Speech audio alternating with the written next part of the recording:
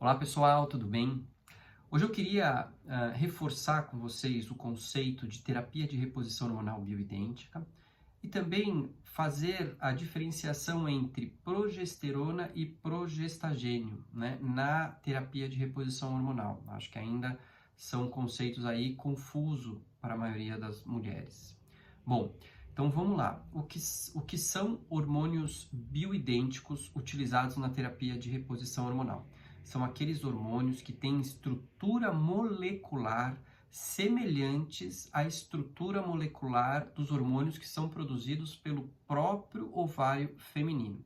Então, se a gente considerar que o ovário, né, produz estradiol, né, que é um hormônio que tem uma estrutura molecular específica, e também o ovário produz progesterona, que é um outro hormônio que tem uma estrutura molecular bem específica, e nós utilizarmos na terapia de reposição hormonal tanto estradiol como progesterona, nós iremos estar fazendo terapia de reposição hormonal bioidêntica. Né? O que é importante? Que o ser bioidêntico, isomolecular, tem relação com a estrutura molecular do medicamento, do hormônio que você está utilizando, e não se ele foi feito por uma indústria farmacêutica ou por uma farmácia de manipulação. Muitas mulheres entendem que se é feito pela indústria farmacêutica, não pode ser bioequivalente, e sempre se é feito por uma farmácia de manipulação, é bioequivalente. E esse conceito é um conceito incorreto. Não é isso que define um hormônio bioidêntico. A indústria farmacêutica, ela pode sintetizar o estradiol, fazer a estrutura molecular semelhante ao estradiol que é produzido pelo ovário. E se a indústria faz uma terapia de reposição hormonal com estradiol, ela está fazendo uma terapia de reposição hormonal bioidêntica, tá? A mesma coisa com a progesterona. A indústria farmacêutica consegue sintetizar a molécula da progesterona. E se isso é feito, né, na terapia de reposição hormonal, está se fazendo uma terapia de reposição hormonal bioidêntica. Não tem nada a ver com farmácia de manipulação ou indústria farmacêutica, e sim com a estrutura molecular, tá bom? E aí, justamente, a diferença entre progesterona e progestagênio é isso, né? A progesterona é uma molécula única, né? Com uma característica específica. Os progestagênios são moléculas sintetizadas pela indústria que não são produzidos pelo ovário feminino, né? Eles são sintetizados. Ambos, tanto a progesterona como o progestagênios, eles estão na terapia de reposição hormonal para trazer uma proteção ao endométrio, ao estímulo do estrogênio, né? Tanto que mulheres que não têm útero, que não vão ter o endométrio, que é aquela camadinha interna do útero, não precisam fazer nem progesterona, nem progestagênio. Agora, mulheres que têm útero podem fazer tanto progesterona como progestagênio. Como são estruturas moleculares diferentes, eles têm biodisponibilidade, farmacocinética e dinâmica diferentes. Então, a gente tem que entender que são produtos, né, moléculas diferentes que trazem, né, efeitos biológicos eventualmente diferentes. Né? Também a potência deles podem ter alguma diferença.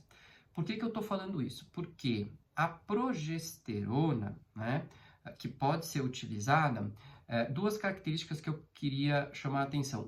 Que ela só pode ser feita via oral ou via vaginal e nunca via transdérmica, justamente porque a metabolização dela pela pele não é muito consagrada para a proteção do endométrio. Então, ela seria ineficaz nesse sentido, ou pelo menos até o momento não se conseguiu mostrar em estudos científicos que ela seria eficaz pela pele. Então, se deve fazer a progesterona por via oral ou via transdérmica.